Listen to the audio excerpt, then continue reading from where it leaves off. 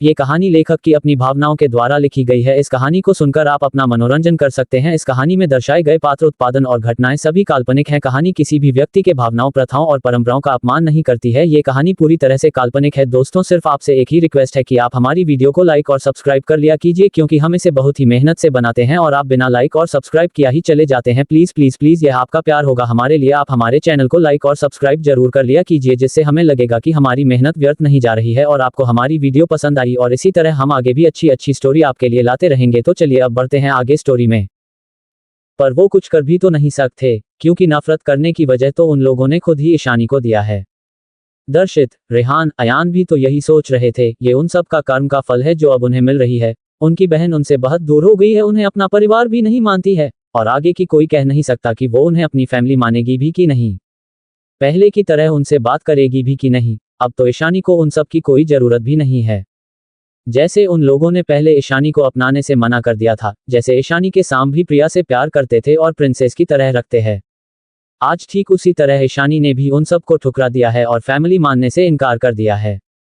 आज उन्हें एहसास हो रहा था कि उस वक्त जब वो ईशानी के सामने ही प्रिया से प्यार करते थे और उसे इग्नोर कर देते थे, तब ईशानी को कैसा लगता होगा। रेहान ने प्रिया के सामने वो प्लेट रख दी जिस प्लेट से वो उसे खाना खिला रहा था, और बोला, अब तुम खुद अपने हाथ से खा लो। इतना कहकर उसने टिश्यू से अपने हाथ साफ किया, फिर दूसरे प्लेट में अपने लिए खाना केकर खाने लगा। वही प्रिया को फिर से गुस्सा आ गया। उसकी सारी प्लान्स फेल हो रहा था। ना तो वो ईशानी को जलाने में कामयाब हो रही थी, ना ही उसे सबक सिखा पा रही थी। अब पर किसी का भी ध्यान प्रिया के ऊपर नहीं था। सुकेत जी और आरती जी को तो पछतावा हो रहा था, वहीं तीनों भाइयों का दिल बैठा जा रहा था। अब तो उन सबका भूख भी मर गया था। वही ध्रुव ईशानी से जिद कर रहा था कि वो जल्दी यहाँ आ जाए और उसके लिए उसकी फेवरेट डिशेस बनाए। मेरी प्यारी प्रिंसेस, तुम्हें पता है ना मुझे तुम्हारी हाथ की बनाया हुआ खाना कितना पसंद है। क्या तुम एक बार और अपने सबसे प्यारे भाई के खाना नहीं बनाओगी? ध्रुव की बात सुनकर ईशानी ने उसे देखा, फिर अपना सिर मजबूरी में हाँ में हिला दिया। ऐसे भी वो अपने भाई से बातों में नहीं जीत सकती थी। ईशानी की हाँ सुनते ही ध्रुव खुशी से नाचते हुए बोला, ये हुई ना बात मेरी प्रिंसेस वाली। में जब आऊंगा तो पक्का तुम्हारे लिए सबसे न्यू एडिशन की स्पोर्ट्स कार लेकर आऊंगा। तभी नंदिनी मुंह फूला कर बोली, भाई क्या आप आपने गुड़िया को भूल गए? क्या आप मेरे लिए कोई गिफ्ट नहीं लाएंगे? नंदिनी की बात सुन ध्रुव हंसते हुए बोला, मैं भला तुम्हें कैसे भूल सकता हूं। मैं तुम सबके लिए गिफ्ट लेकर आऊंगा, पर सबसे अच्छा गिफ्ट तो मेरी प्रिंसेस की होगी। पांचों दोस्त सब ऐसे ही बात करते हुए खाना खा रहे थे। ईशानी को छोड़कर बाकी सब हंसी मजाक कर रहे थे। वही ईशानी शांति से ध्रुव से खाते हुए बात कर रही थी। अब उनका टॉपिक बिजनेस पर आ गया था। जब रेहान से और बर्दाश्त नहीं हुआ तो उसने जानबूझकर ईशानी की ध्यान अपनी तरफ खींचने के लिए ईशानी के पास जो सब्जी का बोल था उसे पॉइंट करते हुए बोला, ईशानी क्या तुम वो बोल मुझे पास कर दोगी? वही ईशानी जिसकी नजर ध्रुव पर थी, रेहान को उससे वो मांगता देख उसकी भौहें आपस में सिकुड़ गई। रितिका ने भी ईशानी की मूड को नोटिस कर लिया और नंदिनी को इशारा किया तो नंदिनी समझ गई। फिर ध्रुव को देख बोली, भाई हम आपसे बाद में बात करते हैं, बोलकर उसने कॉल डिस्कनेक्ट कर दिया। वही बाकी सब भी ईशानी को ध्यान से नोटिस कर रहे थे। तीनों भाई आज से ईशानी की तरफ देख रहे थे कि शायद ईशानी उनसे थोड़ी सी ही सही बात कर ले। वही सुकेत जी और आरती जी भी समझ रहे थे कि रेहान ईशानी के साथ क्लोज होने की कोशिश कर रहा है। इस बात से दोनों खुश भी थे। वही प्रिया को तो अब और भी गुस्सा आ रहा था। वो भी देख पा रही थी कैसे उसके भाई ने उसे खाना ना खिलाते हुए ईशानी को देख रहे थे। फिर अब वो ईशानी से बात करने की कोशिश कर रहे हैं, जबकि वो खुद भी बोल ले सकते थे, पर उन्होंने ईशानी को बोला। वही ईशानी को वो पल याद आ रहा था जब वो अपने हाथों में कुकिंग करके अपने भाइयों को प्यार से देने की कोशिश करती थी। कैसे वो सब उसे इग्नोर कर देते थे। कितनी बार इन सब ने उसकी इंसल्ट भी किया था, ये कहकर कि उसके हाथ का लो स्टैंडर्ड खाना वो नहीं चाहते। कैसे पिछले जन्म में उसकी मेहनत से बनाया हुआ खाने को प्रिय के कहने पर वो फेंक देते थे, नहीं तो सर्वेंट को दे देते थे। आपने पेरेंट्स और भाइयों को इतनी मेहनत और प्यार से बनाया हुआ खाने को फेंकता देख ईशानी को उस वक्त बहुत दर्द होता था। पर अफसोस उस वक्त उसे समझने वाला कोई भी नहीं था। एक बार तो प्रिया के कहने पर उसके बनाए हुए खाने को उसके सामने ही इन लोगों ने कुत्ते को खिला दिया था। उस दिन वो बहुत टूट गई थी। उसके बाद उसने खाना बनाना छोड़ दिया था। उसे तो याद भी नहीं कि पिछले जन्म में उसे कितनी चोट लगी है, कितनी बार गर्म खाने से उसकी हाथ जल गया है। अगर इस जन्म में भगवान ने उसे दूसरा मौका ना दिया तो इस जन्म में भी शायद वो अब तक पिछले जन्म के तरह ही इन सबके प्यार के लिए सब कुछ कर रही होती। आफ्टर ऑल इस जन्म में भी तो वो यहाँ 1.5 साल तक यहाँ रही है और सबके प्यार के लिए 1.5 साल तक बहुत कुछ किया है। ये सब सोचकर उसकी आंखों में गहरी नफरत छा गई। उसने रेहान की तरफ देखते हुए एक सरकास्टिक स्माइल करते हुए बोली, मैं रेहान मेहरा, क्या आप मुझसे बोल रहे हैं? फिर अपनी डेविल स्माइल के साथ बोली, जहां तक मुझे याद है आपको तो मेरी छुई हुई कोई भी चीज पसंद नहीं ना। वो खाना ही क्यों ना हो, कहीं अपने गलती से अपनी प्यारी बहन प्रिया की जगह मेरे नाम तो नहीं ले लिया ना? जितना मुझे याद है आपकी प्यारी इकलौती बहन को पसंद नहीं कि आप मुझसे बात भी करे या मेरे हाथ से कुछ भी ले, तो फिर आज ये आपका दिशा कैसे बदल गया। आपको अपनी बहन की कहने पर दूसरे के ऊपर खाना भी फेंक देते थे ना, तो फिर अब ये परिवर्तन कैसा। इतना कहकर ईशानी हंसने लगी जैसे रेहान और उसके साथ बाकी सबका मजाक उड़ा रही हो। ईशानी की बात सुनकर सबको शर्मिंदगी हो रही थी। सबसे ज्यादा दुख तो रेहान को हो रहा था। सबको याद आ रहा था जब हर बार ईशानी बहुत प्यार से अपने भाइयों के लिए खाना बनाती थी। ऐसे तो ईशानी बहुत बार उन सब के लिए खुशी से खाना बनाती थी, पर कोई भी उसकी हाथ का खाना नहीं खाता था। सब उसे इग्नोर कर देते थे, कभी कभी तो डांट दिया करते थे, जिस वजह से ईशानी बहुत दुखी हो जाया करती थी। पर उन सबको ईशानी की दुखी होने से या ना होने से कोई भी फर्क नहीं पड़ता था। उन सबको तो ये सब ईशानी का नाटक लगता था। उन्हें लगता था ईशानी ये सब करके उनकी नज़रों में अच्छी बनने की कोशिश कर रही है और प्रिया की जगह लेने की कोशिश कर रही है, ताकि वो सब प्रिया से ज़्यादा उससे प्यार करे और प्रिया की जगह उसे दे दे। प्रिया भी हर बार उन्हें ईशानी के खिलाफ रोते हुए भड़का देती थी कि अब ईशानी आ गई है और सबके लिए इतने प्यार से सब कुछ कर रही है, तो जरूर अब वो लोग ईशानी को अपना मानकर प्यार करेंगे और उसे पराया कर देंगे। प्रिया को बचपन में उन्होंने प्रिंसेस की तरह पाला था, जिस वजह से वो प्रिया को रोते हुए नहीं देख पाते थे, जिस वजह से उन्हें ईशानी के ऊपर बहुत गुस्सा आता था। इसलिए वो ईशानी का बनाया हुआ खाना कभी नहीं खाते थे। एक बार तो हद हो गई थी। रेहान की बर्थडे पर ईशानी ने बहुत प्यार से रेहान की पसंद का सारा खाना बनाया था, पर प्रिया वहां भी रोने लगी कि ईशानी को खाना बनाना आता है, जिस वजह से उसने रेहान भाई के लिए खाना बनाया, जिस वजह अब तो रेहान भाई उससे ज्यादा प्यार करेंगे और उसे ही अपनी बहन मान लेंगे। वही अपनी प्यारी बहन प्रिया को रोते देख रेहान को गुस्सा आ गया और उसने सबके सामने उस खाने को फेंक दिया था जो ईशानी की हाथों पर गिरा था। खाना बहुत गर्म था, जिस वजह से ईशानी दर्द से रोने लगी थी। ईशानी को ऐसे रोते देख एक पल के लिए तो सबको बुरा लगा, पर किसी ने कुछ नहीं बोला। सिर्फ दादा दादी थे जिन्होंने रेहान डांटा था। दादी माँ ने तो एक थापड़ भी मार दिया था, जिस वजह से रेहान को ईशानी पर और भी गुस्सा आ गया था। सबको यही लगता था कि ईशानी उन सब का अटेंशन अपने ऊपर चाहती है, ताकि वो सब प्रिया से दूर हो जाए। उन्होंने तो ईशानी को देख भी नहीं कि उसका हाथ कितना जल गया है। बेचारी ने तो कितने खुशी से अपने भाई के लिए उसके जन्मदिन पर खाना बनाया था। ये सब याद करके सबके आंखों में आंसू आ गए। सबका दिल भारी हो रहा था। सबसे ज्यादा तो रेहान पछता रहा था। उसे एक अजीब सा दुख और उदासी अपने दिल में महसूस हो रहा था। क्यों उन सब ने ईशानी से ऐसा बर्ताव किया कि आज वो उनसे इतना दूर चली गई? क्या उन सब ने एक पल भी उस प्यारी सी बच्ची को प्यार? अब किस मुंह से वो उसे फिर से अपनाने को बोलेंगे? वो तो ईशानी के फैमिली बनने के लायक ही नहीं थे। किसी का अब खाने का मन नहीं था, सबके भूख जैसे मर गई थी। उन सब ने ईशानी को इस हद तक मजबूर कर दिया था कि यहाँ आते वक्त उनकी जो छोटी सी बच्ची इतनी प्यारी और मासूम थी, जो सबके इग्नोर करने के बाद भी सबको प्यार देती थी और दर्द होने पर भी सबके सामने एक प्यारी सी मुस्कुराहट उसकी चेहरे पर होती थी, उन सब ने उस प्यारी सी बच्ची को जो उनकी खुद का खून थी उसे इस हद तक मजबूर कर दिया कि आज उसे उन सबको देखकर सिर्फ नफरत होती थी। आज वो मासूम नहीं, उसकी मासूमियत जैसे कहीं खोसी गई थी। क्या उन्होंने बहुत देर कर दिया? अब तो वो उन्हें अपना परिवार भी नहीं मानती थी। उसकी स्वभाव भी पहले जैसा नहीं था। अब तो वो इतनी कठोर बन गई थी कि शायद ही उन्हें कभी माफ भी करे। सबसे ज्यादा दर्द तो रेहान को हो रहा था। उसने अपनी छोटी सी बहन को कितना दर्द दिया था, ये सोचकर उसे रोने का मन कर रहा था। तभी प्रिया, जो ईशानी की बातों से गुस्सा हो गई थी, अपनी चेहरे पर नकली मासूमियत लिए बोली, ईशानी तुम ऐसे क्यों बात कर रही हो? भाई तो सिर्फ तुम्हें वो पास करने को बोल रहे थे, तो तुम इतना गुस्सा क्यों कर रही हो? इसमें भाई ने इतनी बड़ी भी क्या गलती कर दिया जो तुम उन्हें इतना सुन रहे हो? माना कि भाई मुझसे बहुत ज्यादा प्यार करते हैं, पर इसका मतलब ये नहीं कि तुम मेरे नाम पर उन्हें ताना मारो।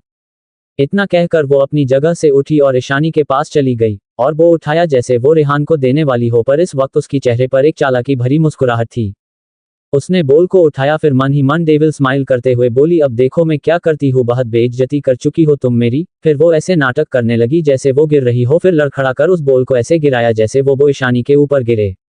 वही ईशानी भले ही दूसरी तरफ देख रही थी, पर उसे पता था कि प्रिया क्या करने की कोशिश कर रही है, पर उसने उस बोल को गिरने दिया। वो थोड़ी सी साइड हो गई जिससे वो बोल से सब्जी सिर्फ थोड़ा सा ही ईशानी की हाथ पर गिरा, पर ईशानी मन ही मन हंस रही थी। वही प्रिया को निराशा हुई कि सब्जी बस ईशानी की एक हाथ पर गिरा।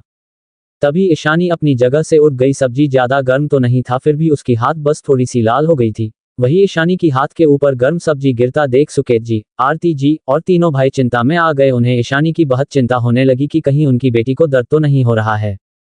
वो ईशानी के पास आने ही वाले थे, तभी ईशानी ने प्रिया को एक जोर का थापड़ लगाया। थापड़ इतना जोर से लगा था कि प्रिया की कान काम करना बंद हो गया। उसका एक गाल पूरी तरह से सूज गया था। उसका चेहरा एक तरफ झुका हुआ था। इस वक्त प्रिया की चेहरा एक तरफ झुकी हुई थी। सब ईशानी को देख रहे थे जो गुस्से में लग रही थी। प्रिया को अपने गाल पर जलन हो रहा था, दर्द से उसकी आंखों में आंसू आ गए थे। उसने अनिश्वास और गुस्से की मिले जुले भाव से ईशानी को देखा जो उसे ही गुस्से में देख रही थी। तभी प्रिया की फिर से दर्द से चीख निकल गई, क्योंकि ईशानी ने अपने सामने रखा डाल का बो प्रिया के ठीक राइट साइड हाथ पर फेंक दिया था, जैसे प्रिया ने ईशानी के ऊपर जानबूझकर फेंका था। डाल गर्म थी जिस वजह से प्रिया को बहुत जलन हो रही थी। उसकी आंखों से सच में आंसू बहने लगे। वही घर वाले तो अब भी शौक थे, वही दादा दादी को कोई फर्क नहीं पड़ा, क्योंकि जब ईशानी के साथ ये सब हो रहा था तो कोई कुछ नहीं बोला था। अब जब ये सब प्रिया के साथ हो रहा था, वो देखना चाहते थे कौन क्या कहने वाला है। आगे स्टोरी और भी इंटरेस्टिंग है, लेकिन दोस्तों आगे बढ़ने से पहले चैनल को लाइक और सब्सक्राइब कर लो और 200 लाइक का टारगेट पूरा कर दो। और अगर स्टोरी आपको पसंद नहीं आ रही है तो हमें कमेंट करके जरूर बताइए, जिससे ये स्टोरी हम यहीं पर रोक दें और दूसरी नई स्टोरी आपके लिए लेकर आए। चलिए अब आगे स्टोरी में बढ़ते हैं। Story by SS explainer. दाल गर्म थी जिस वजह से प्रिया को बहुत जलन हो रही थी। उसकी आंखों से सच में आंसू बहने लगे।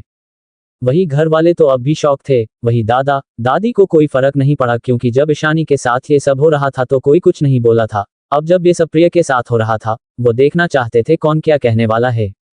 नंदिनी, रितिका, काव्या, अनुजा ये चारों तो बड़े मजे से ये सब देख रहे थे। ऐसे भी ईशानी के साथ रहते रहते उन्हें दुनिया की सबसे खतरनाक चीजें देखने की भी आदत हो गई थी, फिर ये तो बस एक नॉर्मल बात है।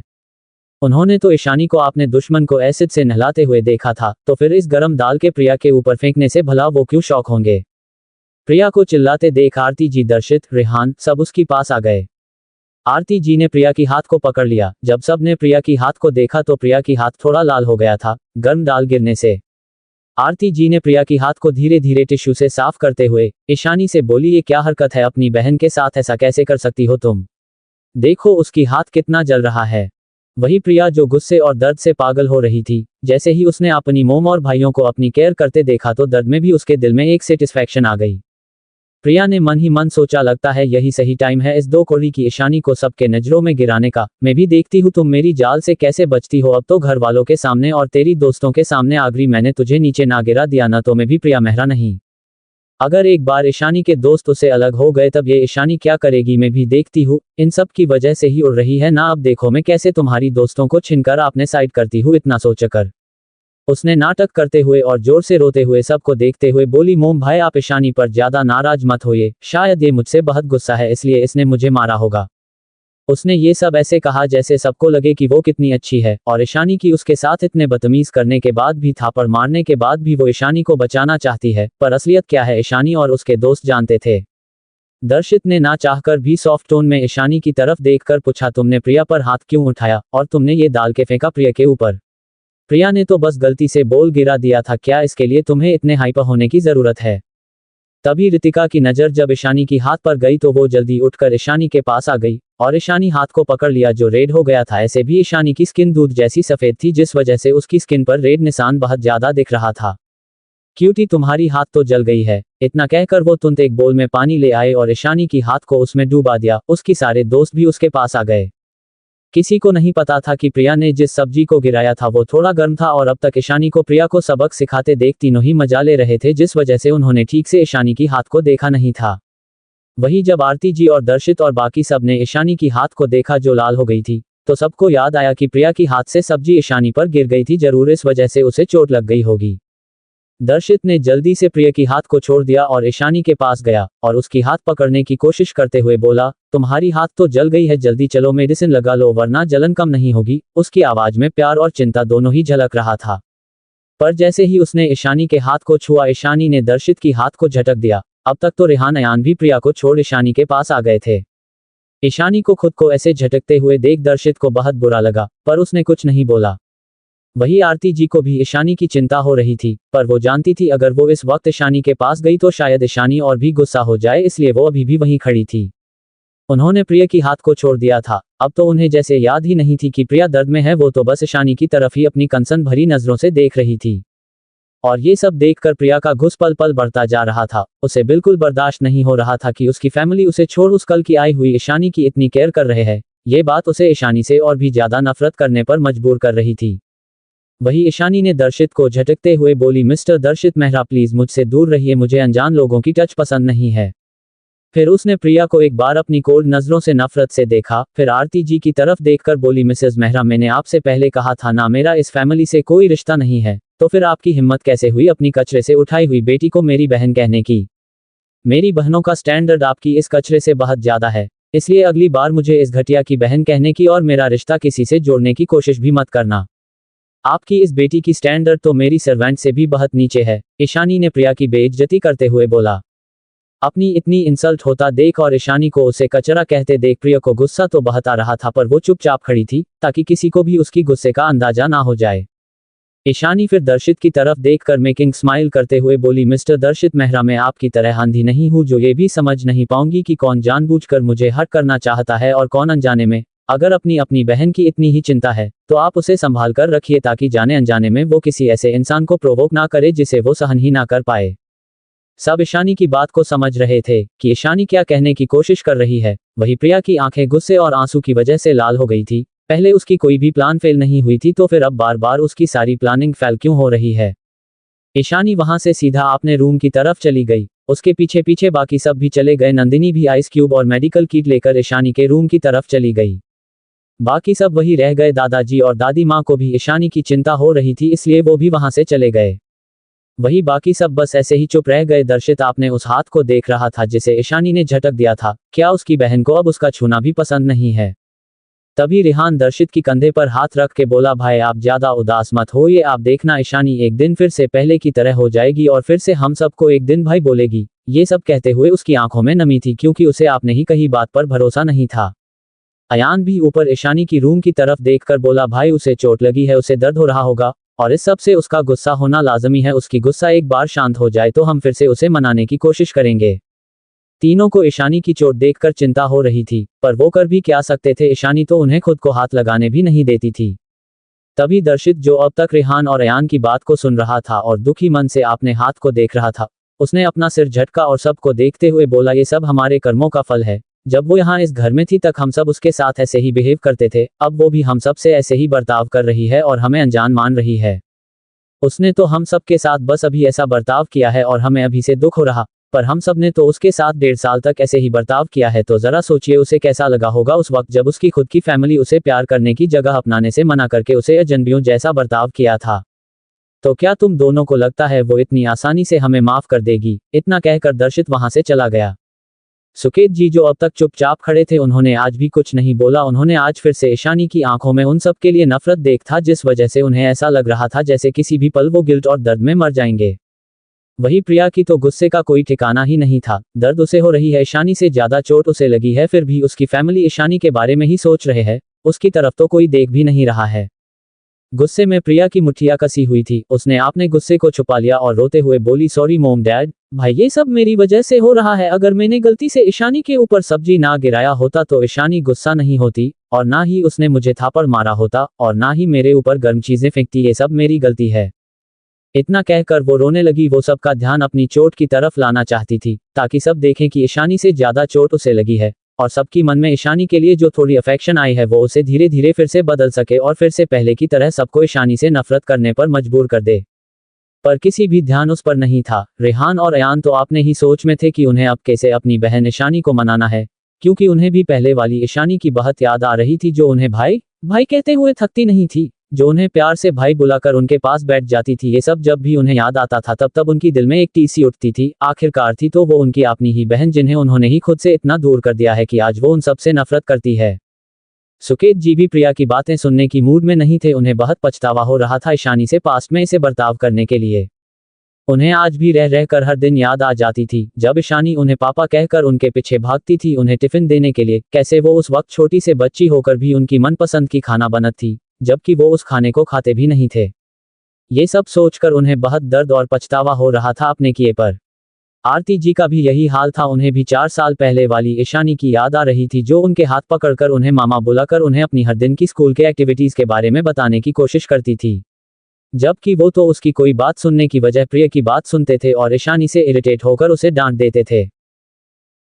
इस एपिसोड को समझने के लिए पीछे का एपिसोड जरूर सुनने और इसी तरह की और भी रोमांचक स्टोरी को सुनने के लिए हमारे चैनल एसएस एक्सप्लेनर को लाइक और सब्सक्राइब कर लें। अब एपिसोड में आगे। उन्हें भी 4 साल पहले वाली ईशानी की याद आ रही थी, जो उनके हाथ पकड़कर उन्हें मामा बुलाकर उन्हें अपनी हर दिन की स्कूल के एक्टिविटीज के बारे में बताने की कोशिश करती थी, जबकि वो तो उसकी कोई बात सुनने की बजाय प्रिया की बात सुनते थे और ईशानी से इरिटेट होकर उसे डांट देते थे। सबका दिल भारी हो रहा था, मन में बस एक ही सवाल था कि कैसे ईशानी से नजरें मिलते। ईशानी तो अब उनसे बात करना तो दूर उनकी तरफ देखना भी पसंद नहीं करती। आरती जी ने एक सर्वेंट को प्रिया के हाथ पर मेडिसिन लगाने के लिए बोलकर वहां से चले गए, जैसे उन्हें प्रिया की कोई चिंता ही ना हो। अपनी मोम को इस तरह जा देखकर प्रिया की आंखें आंसुओं से भर गई।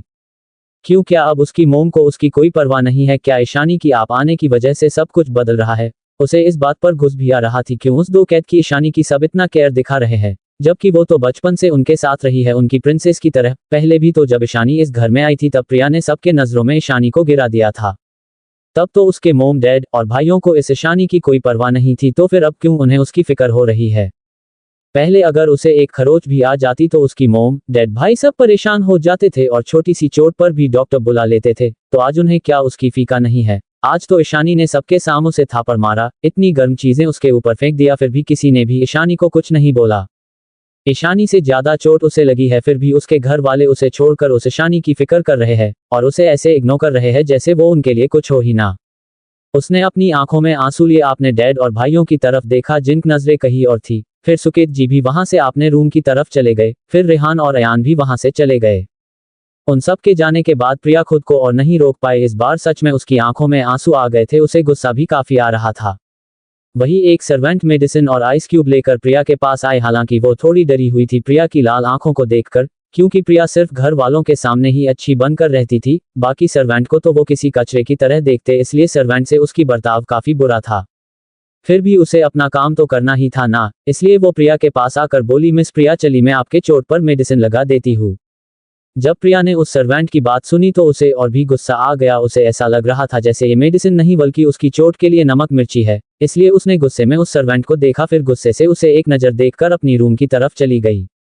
प्रिया की जाने के बाद उस सर्वेंट ने एक राहत की सांस ली। उसे डर लग रहा था कि कहीं प्रिया गुस्से में उस पर हाथ ना उठा दे, पर ये तो यहाँ से ऐसे ही चली गई। वही रूम में ईशानी और उसके चारों दोस्त बैठे हुए थे। ईशानी की नज़र तो अपने लैपटॉप पर थी। वही बक चारों ईशानी को कुछ ना कुछ बोल रहे थे। तभी रितिका बोली, क्यूटी, तुमने आज उस मेकअप वाली चुड़ैल को अच्छा सबक सिखाया। अगर मेरा बस चलता तो मैं उसे गंजी करके, उसकी मुंह पर काली स्याही लगाकर, उसे गधे पर बिठाकर पूरे मुंबई शहर में घुमाती और उसकी वीडियो बनाकर सोशल मीडिया डाल देती, उसके बाद मुझे चैन मिलता। रितिका की बात सुनकर सब हंसने लगे। उन्हें पता था रितिका को अगर मौका और पूरी छूट दे दिया जाए तो वो ये सब करने से पीछे नहीं हटेगी। उसकी बात सुनकर ईशानी की होंठों पर भी एक हल्की सी स्माइल आ गई। उसे पता था उसकी सारे दोस्त उसे लेकर कितने पॉजिटिव और प्रोटेक्टिव है। भले ही वो बहुत पावरफुल है, पर उसके दोस्त आज भी उसके लिए वैसे ही है जैसे वो सब पहले थे। तभी नंदिनी एक मजाकिया स्माइल के साथ बोली, अगर इस प्रिया की हरकतों के बारे में दादाजी या फिर भाई को पता चल गया ना तो इस प्रिया की खैर नहीं, बस इशू यहाँ है जिस वजह से वो चुप है। नंदिनी की बात सुनकर बाकी तीनों ने भी हाँ में अपना गर्दन हिला दिया। ये सच था कि ईशानी सबकी लाडली थी, उनके घर में तो उनसे ज्यादा ईशानी की चलती थी। पर इस बात से उन चारों को कोई प्रॉब्लम नहीं थी और ना ही उन्हें कोई जेलसी होती थी, बल्कि वो तो खुश थे कि उनकी दोस्त उसकी फैमिली मेंबर बन गई है। वही दूसरी तरफ शहर से बाहर एक बड़े से घर में इस वक्त किसी की चिल्लाने की आवाज आ रही थी। एक शख्स अपने सामने खड़े आदमियों पर चिल्ला रहा था। वो शख्स देखने में यही कोई 32-33 साल का लग रहा था। इस वक्त वो गुस्से में उबल रहा था, जिस वजह से उसके सामने खड़े उसके सारे आदमी उससे डरकर थर-थर कांप रहे थे। मैं उस क्वीन को छोड़ूंगा नहीं, उसकी हिम्मत कैसे हुई मेरे राइट हैंड को मारने की, और उसे पता कैसे चला हमारे डील के बारे में। फिर आपने पास खड़े लड़के को देखकर बोला, पता लगाओ कौन है वो गद्दार जिसने हमारी डील की इन्फॉर्मेशन क्वीन तक पहुंचाई। उसके बात सुनकर उसके पास खड़ा लड़का बोला, बॉस, हमने पहले ही पता कर लिया है, इन सब में हमारे आदमियों में किसी की गलती नहीं है, बल्कि हमारे सारे आदमी बहुत सावधान थे। ये सब सी बेस की वजह से हुआ है। शुरू से ही क्वीन की नज़र सी बेस पर थी, हम पर नहीं, और वो लोग उन पर नजर रखकर ही मीटिंग वाली जगह पर आए थे। उस लड़के की बात सुनकर वो शख्स गुस्से से बोला, अगर वो सी बेस के लिए आई थी तो फिर उसने रॉकी को क्यों मारा? अब तक तो हमने कई के खिलाफ अपने प्लान को एग्जीक्यूट भी नहीं किया था, तो फिर उसे कैसे पता चला हमारे प्लानिंग के बारे में? और अगर उसे हमारे प्लानिंग के बारे में पता ही नहीं था तो फिर उसने रॉकी को मारकर वुल्फ गैंग से दुश्मनी क्यों मोल लिया? और तुम सब वहां पर नजर भी नहीं रख पाए, इस वजह से मेरा कितना नुकसान होने वाला है। अगर क्लाइंट को डील के हिसाब से मॉल नहीं मिला तो हमें उन्हें डबल पेमेंट करना होगा। इतना कहकर वुल्फ गैंग का बॉस, जो कि और कोई नहीं डैनियल था, जो हमेशा क्वीन को खत्म करने की साजिश रचता था, पर अफसोस उसकी ये सुहाने सपने आज तक पूरा नहीं हुआ, और ना ही वो एक बार भी आज तक क्वीन से मिल पाया था। तभी वो लड़का जो कि राजन था, रॉकी के बाद वो उनके ग्रुप में सबसे पावरफुल था। राजन ने डैनियल को देखकर कहा, बॉस मुझे लगता है हमें कुछ दिन शांत रहना होगा। आज ही हम रॉकी की बॉडी मिली है और हमें जितना पता चला है क्वीन की रॉकी को मारने की वजह कुछ और है। इतना कहकर राजन शांत हो गया। वही डैनियल भी शांत था, वो कुछ सोच रहा था जो बहुत खतरनाक भी हो सकता था। वही दूसरी तरफ ईशानी और मोक्ष इस वक्त अपने प्यार की समुंदर में खोए हुए बात कर रहे थे। मोक्ष ने वीडियो कॉल पर ईशानी की बनाई हुई खुद की पेंटिंग को देख लिया था, जो उसे सबसे ज्यादा पसंद आया था कि उसकी बेबी डॉल ने उसकी पेंटिंग बनाई, वो भी इतनी खूबसूरत। क्या तुम उस पेंटिंग को मुझे दे सकती हो ताकि मैं उसे अपनी बेडरूम में लगा सकूं और जब उस पेंटिंग को देखूं तो मुझे तुम्हारी याद आए। मोक्ष की बात सुनकर ईशानी ने हल्की सी स्माइल किया। उसे कोई प्रॉब्लम नहीं थी, ऐसे भी वो मोक्ष की ऐसी कई सारी पेंटिंग बना सकती थी, तो फिर वो मना क्यों करेगी भला। इसलिए ईशानी ने हाँ में अपना सिर हिला दिया। पिछले जन्म में भी उसे पेंटिंग बहुत पसंद थी, पर प्रिया नहीं चाहती थी ईशानी किसी भी टैलेंट में उससे आगे नए, जिस वजह से उसने ईशानी को सबके सामने इतना बुरा बना दिया था ताकि घरवालों उसे आगे जाने की परमिशन ही ना दे। और हुआ भी ऐसे ही, पर इस जन्म में बिल्कुल नहीं। अब तो शायद ही दुनिया में कोई ऐसा एक्सपर्ट होगा जो उसे चैलेंज कर पाए। पिछली जन्म के कड़वी यादें के बारे में सोचकर ईशानी की आंखों में एक पल के लिए गुस्सा आ गया। वही मोक्ष ने भी ईशानी को थोड़े गुस्से में नोटिस कर लिया था, इसलिए वो ईशानी को देखते हुए प्यार से बोला, क्या हुआ बेबी डॉल, क्या तुम मुझे ये पेंटिंग नहीं देना चाहती हो?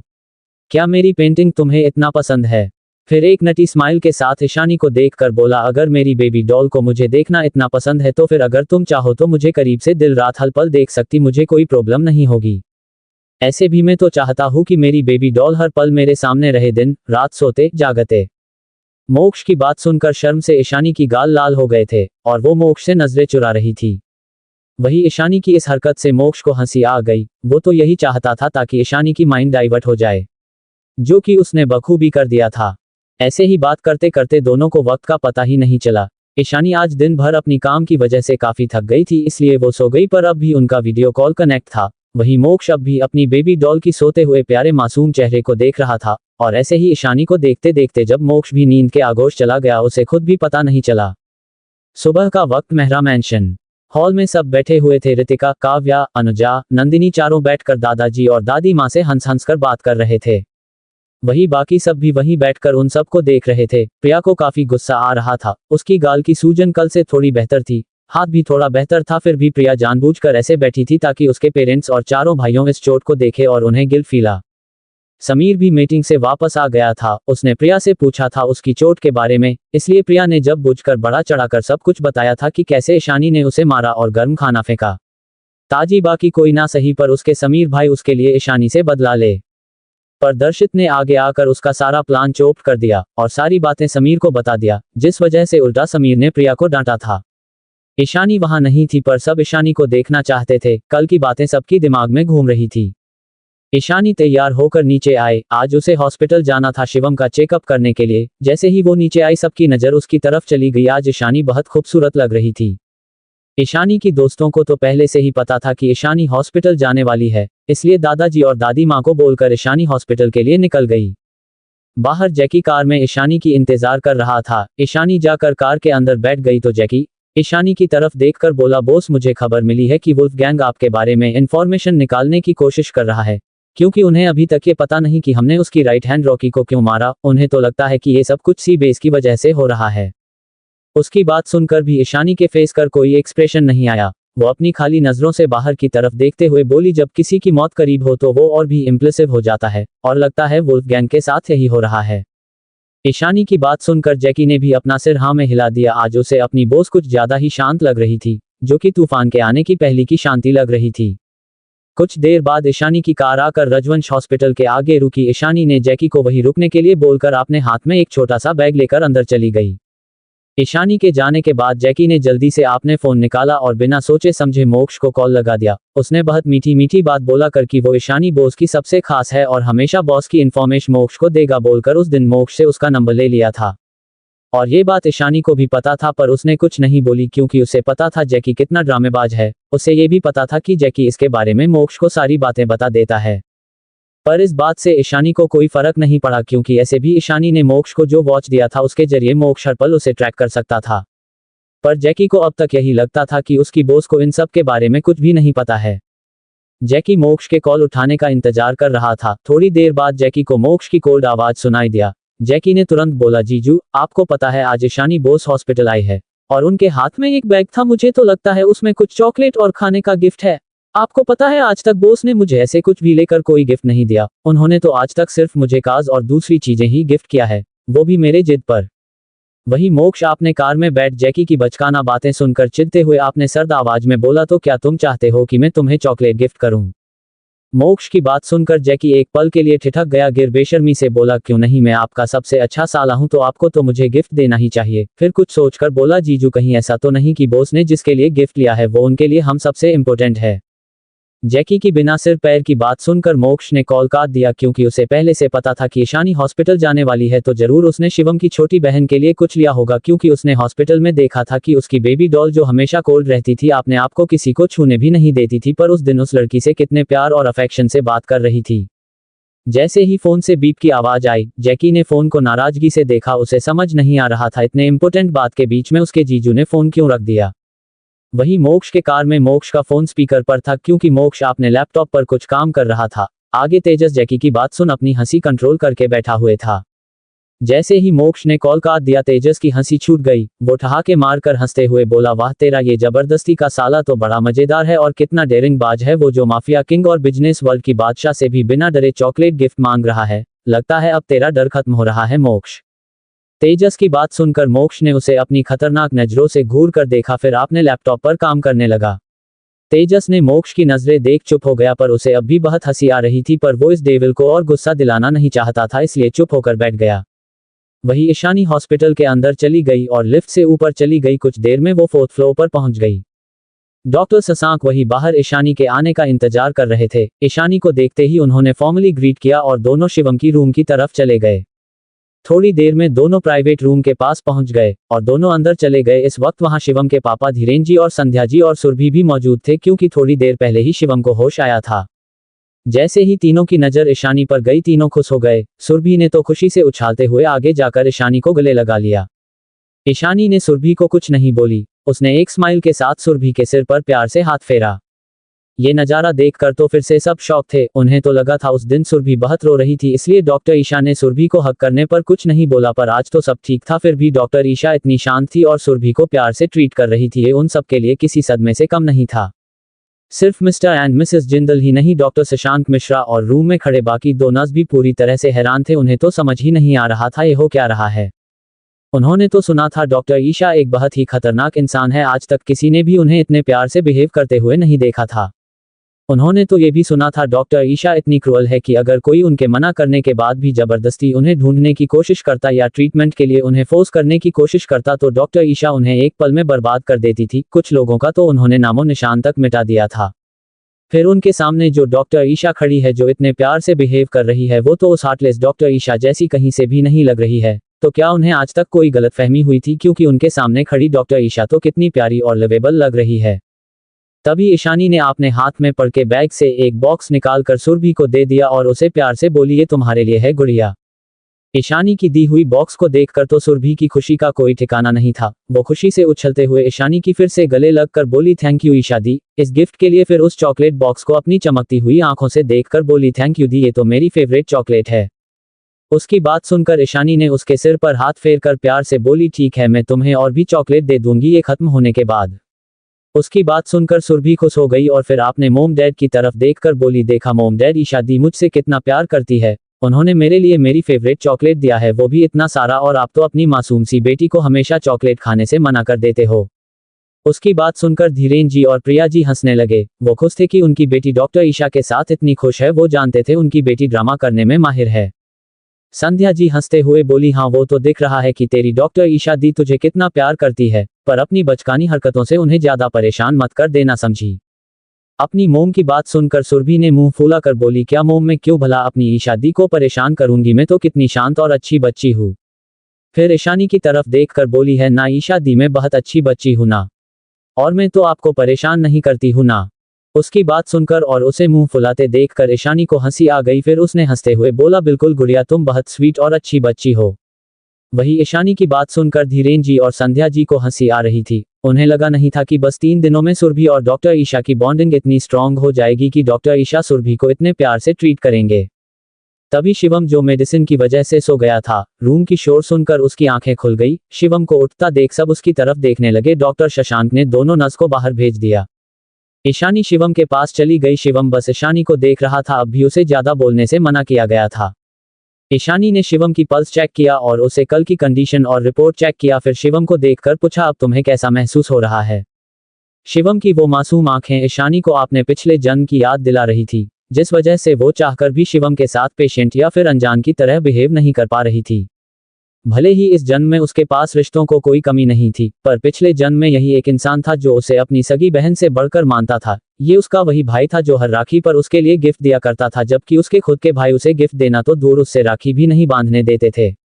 पिछले जन्म से उसे सिर्फ शिवम ने ही संभाला था। उसकी हर बर्थडेट पर उसका ये छोटा सा भाई उसे कुछ ना कुछ गिफ्ट देता था, जबकि दूसरों को तो उसकी बर्थडे भी याद नहीं रहता था। पिछले जन्म में जब ईशानी कुछ वक्त तक घर से बाहर नहीं निकल पाए और शिवम से कांटेक्ट नहीं कर पाई तो उसे बहुत बुरा लगा था, पर जब उसने शिवम के बारे में बाद में पता लगाया तो उसके बारे में कुछ भी पता नहीं चला था और ईशानी को अब समझ आ रहा था कि पिछले जन्म में भी शायद शिवम को ऐसे ही सफर करना पड़ा होगा। तभी शिवम की आवाज से वो होश में आई जो कह रहा था, हाँ अब थोड़ा बेहतर है। फिर शिवम ने ईशानी को देखकर पूछा, क्या आप डॉक्टर ईशा है जिन्होंने मेरा सर्जरी किया है? उसकी आवाज धीमी थी, वो जोर से नहीं बोल रहा था, फिर भी ईशानी को उसके आवाज से एक सुकून मिल रहा था। उसे ऐसा लग रहा था उसने अपने भाई को बचा लिया। महादेव ने जो उसे एक चांस दिया था वो उसके लिए शुक्रगुजार थी, वरना वो फिर से आपने इस छोटे से भाई से कभी नहीं मिल पाती और ना ही उसका ट्रीटमेंट कर पाती। ईशानी आपने इमोशन को कंट्रोल करके थोड़ी सॉफ्ट आवाज में बोली, हाँ मैंने ही तुम्हारा सर्जरी किया है। आगे स्टोरी और भी इंटरेस्टिंग है, लेकिन दोस्तों आगे बढ़ने से पहले चैनल को लाइक और सब्सक्राइब कर लो और 200 लाइक का टारगेट पूरा कर दो। और अगर स्टोरी आपको पसंद नहीं आ रही है तो हमें कमेंट करके जरूर बताइए, जिससे ये स्टोरी हम यहीं पर रोक दें और दूसरी नई स्टोरी आपके लिए लेकर आए। चलिए अब आगे स्टोरी में बढ़ते हैं। Story by SS explainer. तभी शिवम की आवाज से वो होश में आई जो कह रहा था, हाँ अब थोड़ा बेहतर है। फिर शिवम ने ईशानी को देखकर पूछा, क्या आप डॉक्टर ईशा है जिन्होंने मेरा सर्जरी किया है? उसकी आवाज धीमी थी, वो जोर से नहीं बोल रहा था, फिर भी ईशानी को उसके आवाज से एक सुकून मिल रहा था। उसे ऐसा लग रहा था उसने अपने भाई को बचा लिया। महादेव ने जो उसे एक चांस दिया था वो उसके लिए शुक्रगुजार थी, वरना वो फिर से आपने इस छोटे से भाई से कभी नहीं मिल पाती और ना ही उसका ट्रीटमेंट कर पाती। ईशानी आपने इमोशन को कंट्रोल करके थोड़ी सॉफ्ट आवाज में बोली, हाँ मैंने ही तुम्हारा सर्जरी किया है। ईशानी की बात सुनकर शिवम खुशी से बोला, आप तो बहुत अच्छी है और टैलेंटेड है दी, और आपकी ये आंखें कितनी प्यारी है। उसकी बात सुनकर सबको हंसी आ गई। धीरेन जी और संध्या जी भी आपने बेटे की बात सुनकर अपना सिर पीट लिया। उनका ये बेटा उनकी बेटी से भी 2 कदम आगे है। देखो तो कौन कहेगा कि इसका अभी 2 दिन पहले ही सर्जरी हुआ है और कोमा से बाहर आया है। उसकी बातों से तो ऐसा लग रहा जैसे उसे कभी कुछ हुआ ही नहीं था। उनकी बेटी ने डॉक्टर ईशा जैसी शख्सियत को अपनी बहन बना लिया और अब उनका बेटा भी डॉक्टर ईशा की तारीफ कर रहा है। क्या ये भी डॉक्टर ईशा को अपनी बहन बनाना चाहता है? संध्या जी और धीरेन जी दोनों ने एक दूसरे को देखा, फिर बेबसी में अपना सिर हिला दिया। उनके दोनों बच्चे ऐसे ही, भला वो कर भी क्या सकते हैं, ये दोनों तो हमेशा से ऐसे थे। कुछ भी कहने से पहले ये दोनों कभी सोचते ही नहीं थे। ये तो अच्छा है कि डॉक्टर ईशा इतने प्यार से बात कर रही थी और किसी भी बात का बुरा नहीं मान रही थी, वरना उन लोगों ने जैसा सुना था अगर डॉक्टर ईशा वैसे ही होती तो अब तब उनके दोनों बच्चों के लिए धीरेन जी भी माफी मांग रहे होते। वही ईशानी की चेहरे पर तो गुस्से का कोई नामो निशान ही नहीं था, उल्टा उसकी होंठों पर तो एक हल्की सी स्माइल थी, क्योंकि पिछले जन्म में भी शिवम हमेशा उसे यही कहता था कि दी आपकी आंखें बहुत प्यारी है और मैं आपकी इन खूबसूरत आंखों में आंसू नहीं देख सकता। ईशानी ने अपना हाथ ऊपर उठाया। ये देखकर शिवम थोड़ा डर गया कि कहीं उसकी बातों से डॉक्टर ईशा गुस्सा तो नहीं हो गई। भले ही वो 19 साल का था पर उसका बिहेवियर आज भी बच्चों के जैसा था। वही ईशानी को शिवम की तरफ हाथ उठाता देख धीरेन जी और संध्या जी भी थोड़ी डर गए। डॉक्टर शशांक भी ये देखकर घबरा गए। तीनों को लगा कि कहीं शिवम की किसी बात से डॉक्टर ईशा गुस्सा तो नहीं हो गई, या फिर शिवम की किसी बात का उन्हें बुरा लगा हो। वो कुछ कहते उससे पहले ही सब शॉक हो गए, क्योंकि ईशानी ने शिवम की सिर पर हाथ फेर कर प्यार से बोली, तुम भी बहुत अच्छे हो, सबसे अच्छे है ना। उसकी बात सुनकर और आपने सिर पर ईशानी की हाथ को महसूस करके शिवम को एक अपनापन सा महसूस हो रहा था, जैसा उसे अपने फैमिली के साथ महसूस होता था।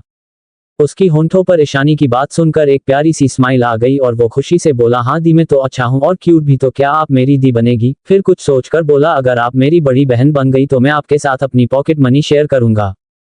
शिवम ने ईशानी की तरफ अपनी आस भरी नजरों से देखते हुए पूछा, जैसे उसे डर हो कि ईशानी मना कर देगी। वही शिवम की इसी बातें सुनकर धीरेन जी ने इस बार सच में अपना सिर पीट लिया। उनका ये बेटा पता नहीं क्या क्या बोल रहा है। डॉक्टर ईशा जो दुनिया की बेस्ट डॉक्टर है, जिन्हें लोग ट्रीटमेंट के लिए करोड़ों रुपए देने को तैयार है, यहाँ उनका बेटा उन्हें अपनी पॉकेट मनी शेयर करने की बात कर रहा है। उनका तो मन कर रहा था यहाँ से भाग जाए, नहीं तो शिवम को किसी तरीके से चुप करवा दे, पर अफसोस ऐसा होता हुआ नजर नहीं आ रहा था। तभी डॉक्टर ईशा की आगे की बात सुनकर उन्हें तो क्या संध्या जी और शशांक जी को भी चक्कर आने लगा, क्योंकि ईशानी ने शिवम को देखकर प्यार से बोला, क्यों नहीं तुम मुझे दी बोल सकते हो, आज से तुम मेरे छोटे प्यारे भाई हो, आज से तुम्हें जो भी चाहिए बस मुझे बोलना, ठीक है। ईशानी की ये बातें अगर जैकी या फिर उसकी किसी भाई में से किसी ने सुन लिया होता तो अब तक तो जलन और गुस्से से भर गया होता। ईशानी को शिवम से इतने प्यार से बात करता देख धीरेन जी और संध्या जी ने एक दूसरे को देखा, फिर दोनों वहीं रखे सोफे पर बैठ गए जहां सुरभि सबको इग्नोर करके ईशानी की दी गई बॉक्स से चॉकलेट निकालकर आराम से खा रही थी। जैसे ही उसने अपने मोम डैड को अपने पास बैठे देखा तो नाटक करते हुए बोली, देखा मैंने कहा था ना ईशा दी सबसे बेस्ट है, देखा आपने ईशा दी मुझे और भाई से कितना प्यार करती है, इसलिए तो उन्होंने मुझे इतना सारा चॉकलेट दिया है, मैं तो उन्हें अपने साथ घर ले जाऊंगी। अपनी बेटी की बात सुनकर धीरेन जी और संध्या जी ने सिर हिला दिया। उन्हें तो पहले से ही पता था उनके बच्चे दोनों सबसे बड़े नमूने हैं, नौटंकी करने में माहिर, पर उन्हें लगा नहीं था कि ये दोनों डॉक्टर ईशा को भी नहीं छोड़ेंगे। उनके दोनों बच्चे तो जोंक की तरह डॉक्टर ईशा से चिपक गए हैं।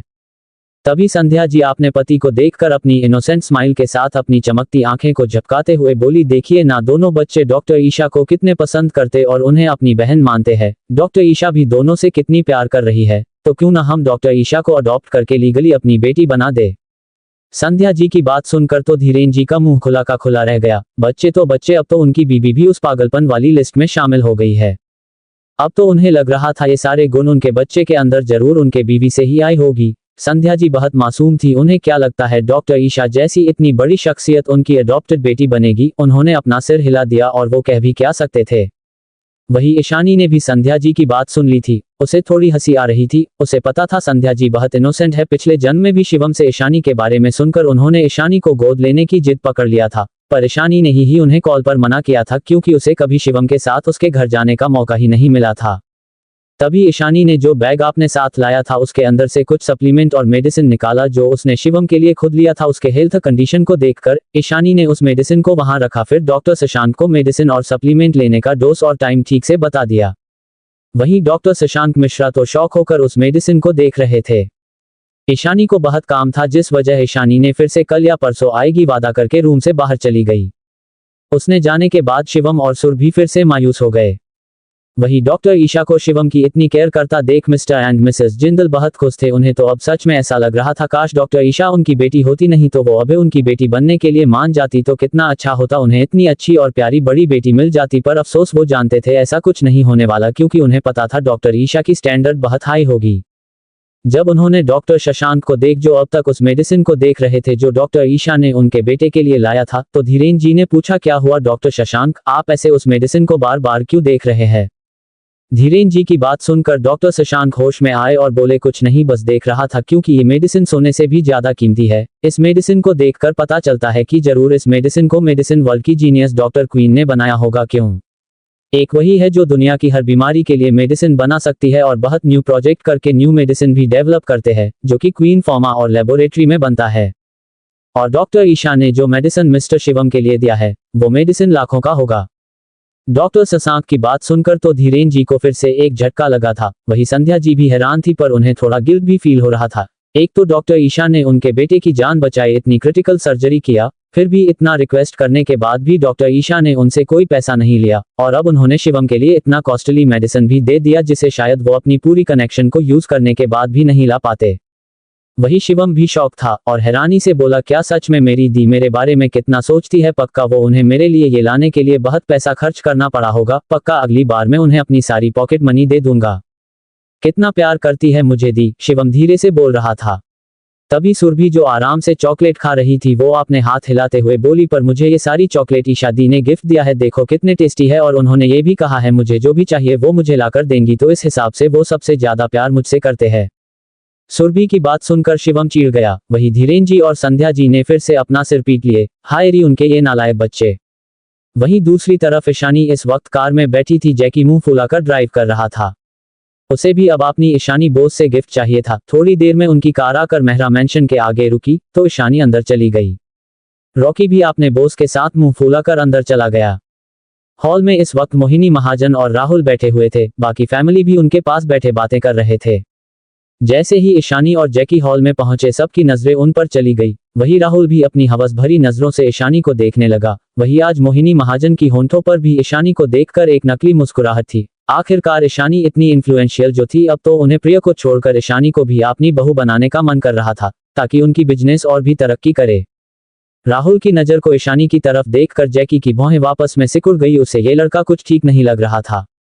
उसने धीरे से ईशानी की कान के पास जाकर बोला, बोस ये बंदर कौन है जो आपको इस तरह से घूर रहा है? क्या उसे अपनी जान प्यारी नहीं है? जैकी की बात सुनकर ईशानी समझ गई कि वो किसकी बात कर रहा है, पर ईशानी को राहुल जैसे छोटे मोटे कीड़े की चिंता करने की बिल्कुल जरूरत नहीं थी। आज नहीं तो कल वो उन सबको बर्बाद कर ही देगी जो उसकी मौत का कारण बने थे। वहीं जैकी को तो इस वक्त राहुल पर बहुत गुस्सा आ रहा था। इस मेंढक जैसे शक्ल वाले इंसान की हिम्मत कैसे हुई उसकी बॉस को ऐसे देखने की? क्या उसे पता नहीं कि उसके बॉस की स्टैंडर्ड कितने हाई है? उसका तो मन कर रहा था राहुल की आंखें नोच ले। ऊपर से मोहिनी महाजन को देखकर इसे चुड़ैल वाली फीलिंग आ रही थी। जैकी ने जब देखा उसकी बॉस उसे कुछ जवाब नहीं दे रही है तो उसने मुड़कर देखा तो ईशानी उसके पास नहीं थी। ये देखकर उसकी आंखें फैल गई। ये बॉस अभी तो यहाँ थे, अब कहाँ चले गए मुझे इस चुड़ैल के सामने अकेला छोड़कर? वही राहुल और मोहिनी जी को भी ईशानी का ये बर्ताव अच्छा नहीं लगा कि कैसे ईशानी उन्हें देखने के बाद भी उन्हें इग्नोर करके चली गई। फिर भी मेहरा फैमिली ने ईशानी को एक भी शब्द नहीं बोला, पर वो कर भी क्या सकते थे? जब मेहरा फैमिली की ही ईशानी को कुछ बोलने की हिम्मत नहीं है तो वो दोनों भला क्या ही कर सकते थे। तभी दादाजी ने जैकी को अपने पास बैठने को बोला तो जैकी भी उछलते हुए उनके पास बैठ गया। ऐसे भी जैकी को कब किसी की फिक्र थी जो वो आज करे। वो बैठ गया और बड़ी बेशर्मी से अपने सामने रखे प्लेट से स्वीट्स खाने लगा। वैसे भी उसका मूड आज खराब था क्योंकि उसके बॉस ने आज किसी और के लिए चॉकलेट लिया था, इसलिए उसे भी मीठा खाने का मन कर रहा था। वही जैकी को ऐसे खाते देख प्रिया का मुंह बन गया। उसे ये लड़का बिल्कुल पागल लगता था और जैकी ने पहले ही उसकी इंसल्ट किया था, जिस वजह से जैकी उसे बिल्कुल भी पसंद नहीं था। इसलिए वो एक्टिंग करते हुए बोली, तुम इतने मैनलेस कैसे हो सकते हो? क्या ईशानी आपने आसपास ऐसे लोगों को भी रखती है जिनके अंदर कोई मैनर्स नहीं है? जैकी जो कि आराम से खा रहा था उसका हाथ रुक गया और परी की बातें सुनकर उसका मुंह बन गया और अंदर से उसे बुरा लगने लगा। जब से वो अपनी ईशानी बॉस से मिला था उसे किसी बात की परवाह नहीं थी। वो जो चाहे उसकी ईशानी बॉस उसे करने देती थी। सच कहे तो ईशानी को वो भले ही बॉस बोल्ड था, पर ईशानी और उसके बीच का रिश्ता बिल्कुल भी बहन जैसा था। ईशानी उसे अपनी छोटे भाई की तरह ट्रीट करती थी और वो भी ईशानी को हर बार अपनी बड़ी बहन की तरह जिद करता था। वो अपने अतीत को पूरी तरह से भूल गया था। जब वो 4 साल पहले ईशानी से मिला था तब उसकी जिंदगी कुछ और ही थी। ईशानी ने ही उसे जबरदस्ती पढ़ने को बोला, पर उसे सिर्फ हैकिंग में इंटरेस्ट था। इस वजह से 2 सालों से उसने जिद करके ईशानी के साथ अंडरवर्ल्ड ज्वाइन कर लिया था, पर आज भी ईशानी उसे कोई बड़ा काम नहीं देती थी।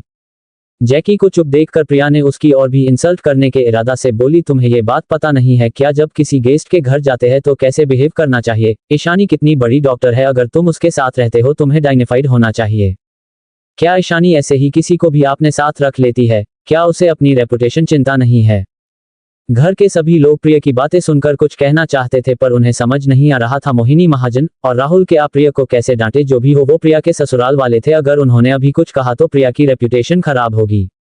दादाजी को भी प्रिया को जैकी को इतनी बातें सुनाना अच्छा नहीं लगा। वो जानते थे ईशानी अपने आसपास की लोगों की कितनी केयर करती है, चाहे वो दिखाए या ना दिखाए वो कुछ बोलते, पर तभी सबकी कानों में जैकी की आवाज पड़ी। जैकी जिसे सब कुछ बर्दाश्त था, पर जब कोई उसके ईशानी बॉस के बारे में बोलता था तो उसे बिल्कुल भी बर्दाश्त नहीं होता था। जब प्रिया ने उसकी बॉस के बारे में बोली तो उसे और बर्दाश्त नहीं हुआ। उसने गैस में प्रिया की तरफ उंगली पॉइंट करके बोला, तुम मेकअप से पुती डायन जैसी शकल वाली लड़की, तुम्हारी हिम्मत कैसे हुई मेरे बॉस के बारे में बोलने की? मेरी बॉस तुम जैसी डायन से बहुत ऊपर है। मैं सालों से उनके साथ हूँ, आज तक किसी ने मुझे कुछ नहीं बोला और तुम बेवकूफ गंदी लड़की मुझे मैनर्स सिखाओगी और ये बोलोगी? और तुम्हें क्यों मेरी बॉस की रेपुटेशन की चिंता हो रही है? तुम तो मेरी बॉस की पैरों की धूल बराबर भी नहीं हो। अगर मैंने अभी तुम जो बोल रही थी उस बारे में अपनी बॉस से कंप्लेन किया ना तो मेरी बॉस तुम्हें पर्सनल हेल भेज देंगी। हूँ इतना कहकर उसने अपना सिर झटक कर मुंह मोड़ लिया। घर के सभी लोग तो जैकी को आंखें फाड़ फाड़ कर देख रहे थे। ये ईशानी के सारे दोस्त असिस्टेंट सब ऐसे मुहफट है क्या? वही प्रिया जो जैकी को भला बुरा कहकर खो हो गई थी, पर जैकी को अपनी इतनी इंसल्ट करता देख वो भी सबके सामने उसकी मुंह काला पड़ गया। वो अपने गुस्से को और कंट्रोल नहीं कर पाए और जैकी के ऊपर चिल्लाते हुए बोली, तुम्हारी हिम्मत कैसे हुई मेरी प्रिया मेहरा की इंसल्ट करने की? मैं इस घर की प्रिंसेस हूँ, तुम हो कौन? ईशानी की बस मामूली सी असिस्टेंट। प्रिया को ऐसे चिल्लाते देख जैकी ने अपने कान पर हाथ रख लिया। फिर प्रिया को ऊपर से नीचे तक देखते हुए बोला, तुम इतना चिल्ला क्यों रही हो? अगर मेरी कान खराब हो गई तो मेरी बॉस तुम्हें छोड़ेंगी नहीं। और ऐसे भी मैंने सही तो बोला, मेकअप वाली चुड़ैल। इसमें इतना गुस्सा करने वाली क्या बात है, और मैं असिस्टेंट हूँ तो क्या हुआ, मेरी सैलरी तुम्हारी सोच से भी ज्यादा है, और मैं उनका छोटा भाई भी हूँ, मैं जो चाहता हूँ मेरी ईशानी बॉस मुझे दे देती है, पर तुम्हारी क्या, तुम प्रिंसेस हुई तो क्या हुआ, तुम्हारे पास मेरे जैसी limited edition custom made car भी नहीं है जैसा मुझे मेरी बॉस ने दिया है, वो भी 4 करोड़ का। तुम मुझे अपनी कार दिखाओ और मेरे साथ रेस करो, अगर तुम्हारी कार मुझसे बेहतर हुई तो मैं मान लूंगा कि तुम प्रिंसेस हो। इतना कहकर जैकी हंसने लगा। डे से कह रहा हो अब खुद की और इंसल्ट करानी है क्या? ये सब वो बहुत प्राउड से कह रहा था, जैसे कहना चाहता हो देखा मेरी बॉस मुझे कितना फेवर करती है। वहीं जैकी की बात सुनकर सबको जैसे चक्कर आ रहे थे, भले ही वो अमीर और पावरफुल थे, पर इसका मतलब ये नहीं कि 4 करोड़ की कार बिना सोचे समझे खरीद कर गिफ्ट कर देंगे। भला वो अपने असिस्टेंट करोड़ों का गिफ्ट क्यों देंगे? वही प्रिया को तो अब शौक पर शौक लग रहा था। उसके पास इतनी महंगी कार भला कहां से होगी? उसके पास तो जो कार था वो जैकी के कार के आसपास भी नहीं था। अब तो उसका गुस्सा और जलन और भी बढ़ रहा था। उसे लगा नहीं था कि ईशानी के पास इतना पैसा होगा कि वो अपने असिस्टेंट को भी इतने महंगा कार देती होगी। सुकेत जी और आरती जी तो जैकी को देख रहे थे और सोच रहे थे, क्या ये लड़का ईशानी के लिए इतना इंपॉर्टेंट जो ईशानी बिना सोचे समझे करोड़ों की गिफ्ट इसे दे देती है। ईशानी की चारों भाई तो जैकी को खा जाने वाली नजरों से देख रहे थे। उन्हें बिल्कुल अच्छा नहीं लग रहा थी जैकी को ईशानी भाई मानती है, जबकि ईशानी उन चारों को देखती भी नहीं है। उन्हें बहुत जलन हो रही थी कि उनकी बहन किसी और से इतना प्यार करती है, उसे गिफ्ट भी दे रही है। पर उन्हें पर था कि वो कुछ भी नहीं कर सकते, क्योंकि उन्होंने ही ईशानी को ऐसा बनने पर मजबूर किया था। वो तो राखी पर भी ईशानी के लिए गिफ्ट नहीं लाते थे। सबसे बुरा हाल तो इस वक्त मोहिनी जी और राहुल का हो रखा था। दोनों की आंखें लालच से चमक रही थी। उन्होंने खुद ही सोने की अंडे देने वाली मुर्गी को छोड़कर प्रिया जैसी लड़की को चुना था। मोहिनी जी को बहुत अफसोस हो रहा था कि ईशानी जैसी लड़की को छोड़कर उन्होंने प्रिया जैसी गुड फॉर नथिंग क्यों चुना। अगर आज प्रिया की जगह ईशानी उनकी होने वाली बहू होती तो उन्हें कितनी फायदा होता। जो लड़की बिना सोचे अपनी असिस्टेंट को 4 करोड़ का गिफ्ट दे सकती है, उसके पास कितना पैसा और पावर होगा इस बात का तो वो अंदाजा भी नहीं लगा पा रही थी। पर अफसोस अब कुछ नहीं हो सकता था। उन्हें पता था कि ईशानी ही डॉक्टर ईशा है, तो उसके पास पैसों की कमी तो नहीं होगी। अगर वो उनकी बहू होती तो सोसाइटी में उनका नाम ऊंचा होता, सब उन्हें सम्मान देते। जितना वो प्रिया और ईशानी की कंपैरिजन कर रही थी उतना उन्हें रिग्रेट हो रहा था। अब तो उन्हें प्रिया ईशानी के सामने कुछ भी नहीं लग रही थी। काश जब ईशानी इस फैमिली में पहले आई थी तब उन्होंने उससे थोड़ी अच्छी से बात किया होता तो शायद अब भी एक चांस मिल जाता, पर अब तो कुछ नहीं हो सकता था। राहुल के दिमाग में यही बात चल रहा था, अगर उसकी शादी प्रिया के बदले ईशानी से होती तो कितना अच्छा होता। वही प्रिया अपनी इंसल्ट सुनकर अपनी आंखों में आंसू लिए सबको देख रही थी कि शायद कोई उसके लिए कुछ बोले, पर कोई भी कुछ नहीं बोल रहा था। उसने राहुल को देख जिसकी नजर तो उस पर थी ही नहीं, जैसे वो अपने ही सोच में गुम हो। सबका ऐसा रिएक्शन देखकर रिया ने कसकर अपनी मुट्ठी भींच लिया और रोते हुए बोली, डैड, मोम, भाई आप सब देख रहे हैं ये लड़का किस तरह से मेरी इंसल्ट कर रहा है। इसने मुझे इतना सब कुछ बोला फिर भी आप सब चुप क्यों हैं? फिर राहुल की तरफ देखकर बोली, तुमने भी देखा ना कि ये कैसे मेरी इंसल्ट कर रहा है। पहले तो तुम मेरे लिए लड़ जाते थे, अगर कोई मुझे कुछ भी कहता तो अब क्यों चुप हो? वही रेलिंग से टिक कर ईशानी और नंदिनी प्रिया की ड्रामा देख रहे थे। ईशानी के चेहरे पर कोई भाव नहीं था। वहीं जैकी की बात सुनकर और उसे प्रिया को बेइज्जत करता देख नंदिनी को बहुत हंसी आ रही थी। देख जैकी तो बेइज्जत करने में माहिर है, प्रिया को तो पता ही नहीं है कि वो किससे पंगा लेने की कोशिश कर रही है। कहीं ऐसा ना हो कि जैकी अपनी बातों से ही प्रिया को पागल बना दे। नंदिनी हंसते हुए बोली। ईशानी ने बस सिर हिला दिया तो पीछे से काव्या बोली, कुछ भी कहो, मुझे तो जैकी को उस छिपकली की बेइज्जती करते हुए देख बहुत मजा आया। वहीं नीचे प्रिया अपनी आंखों में मगरमच्छ की आंसू लिए सबको देख रही थी। तभी समीर बोला, इसकी शुरुआत तुमने ही की थी प्रिया, ये घर ईशानी का भी है, इसलिए उसके साथ जो लोग रहते हैं वो भी यहाँ आ सकते हैं। और सबकी अपनी अपनी चॉइस होती है कि वो कैसे बिहेव करना चाहता है। तुम्हें क्या जरूरत थी उसे मैनर्स सीखने की और इतना सब कुछ बोलने की? उसे जो सिखाना है ईशानी सिखा देगी, तुम नहीं, इसलिए तुम्हें चुप रहना चाहिए था। समीर की बात सुनकर प्रिया गुस्से से भर गई। उसे विश्वास नहीं हो रहा था कि उसका भाई उसे सपोर्ट करने की जगह उल्टा उसे ही सुना रहे हैं। आगे स्टोरी और भी इंटरेस्टिंग है, आपको बहुत मजा आने वाला है, तो इसका नेक्स्ट एपिसोड देखना बिल्कुल ना भूले और चैनल को अपने प्यारे प्यारे हाथों से लाइक और सब्सक्राइब कर लें और अपने दोस्तों को शेयर करना बिल्कुल ना भूले और अपना प्यार भरा कमेंट जरूर करें। और दोस्तों, कम से कम 200 लाइक का टारगेट पूरा कर दे। मिलते हैं नेक्स्ट एपिसोड में।